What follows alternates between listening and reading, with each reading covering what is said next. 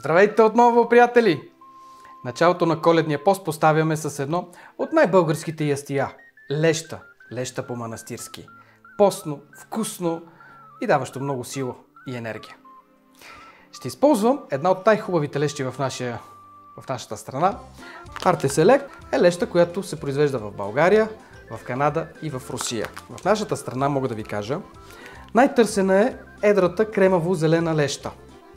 Тя е с зърна между 6 и 7 мм и от сорта Леард. Освен че увира бързо, тя е изчистена. Няма камъчета, няма следи и примеси. За 4 порции трябват 250 грама леща. Сега, тя се измива и не е нужно да бъде накисвана предварително. Ще я сипя тук в цепката и във водата ще я изплакна.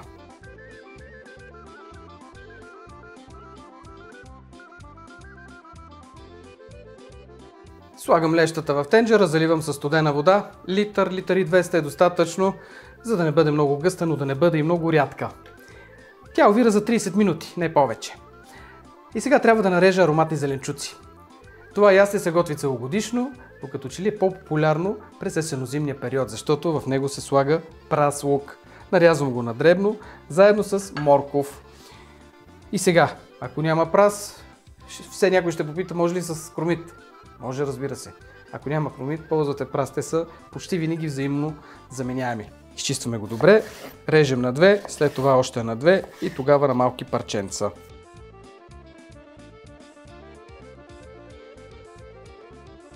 В началото лещата не се соли.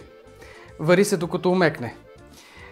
Обаче мазината се слага сега в началото. Няколко супени лъжици ще са достатъчни. А когато православните християни трябва да ядат неблажна храна, може да се пропусне мазината. Не може, тя се пропуска. И накрая имаме домат, имаме чесън, сол и оцет. Простичко и много вкусно. Изчаквам да заври, за да прибавим по-късно домати, нарязани на купчета, отново от селекцията на Арте Плевен. Една българска фирма с много голямо разнообразие от качествени хранителни продукти. Да видим как изглежда полусварената леща. Уха е прекрасно. И сега е време да подправя с най-българската чубрица. Цяло чудо е, че още имам зелена, но тя тази, която имам в двора, почти винаги е зелена. И в най-студеното време разривам снега и вадя. Няколко кръгчета щях да кажа. И в сушено състояние, ако е ронена, една чайна лъжичка. Време е сега да сложим и доматите. Половин консерва, около 200 грама, то е приблизително една чаша.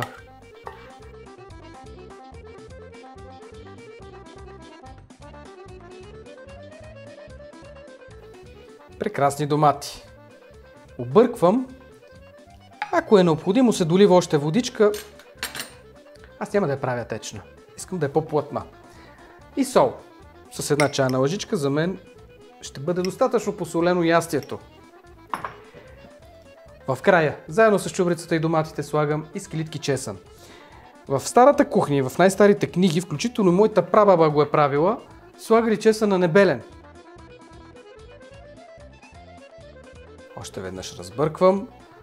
Ястието е пъстро, хилядолетна е нашата кухня.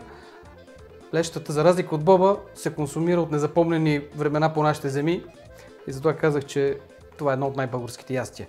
Доматите се добавят в последствие. В съседна Гърция към лещата слагат канела, мащерка, готвят с зехтин и поливат с лимонов сок. Имам 8 рецепти от различни манастири и навсякъде лещата е различна. Но общото е, че манастирската кухня избягва пърженето. Всичко се готви на огън, ври, с малко мазнина или без и е много вкусно. В случая, след като доматите са готови, защото са от консерва, 10 до 15 минути е достатъчно.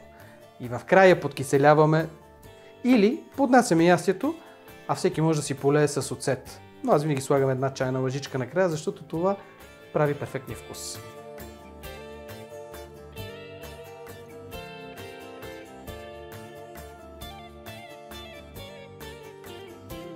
Яденето увря. И сега ще сервирам. Ето. колко много аромат и вкус се носи от тази тенджера.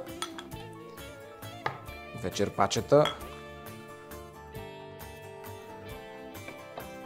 И споменатия вече оцет. На вкус, защото може пък на някой да не му хареса.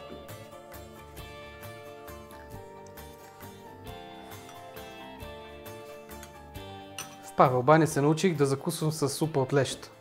Искам да ви кажа, че това ми дава много енергия и ме тонизира. Може да опитате и вие. Особено тази, мисля, за мен е една прекрасна закуска в зимното време. Български аромати и вкусове.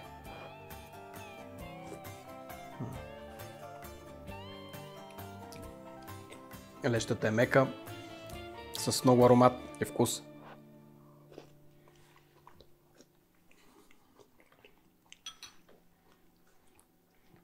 Колко просто и колко вкусно. Искам да благодаря на Леща Селект от Арте Плевен за продуктите и за помощта за осъществяване на това кулинарно видео в началото на коледните пости. Желая ви приятни мигове на трапезата и до нови срещи в моя канал в YouTube. Довиждане!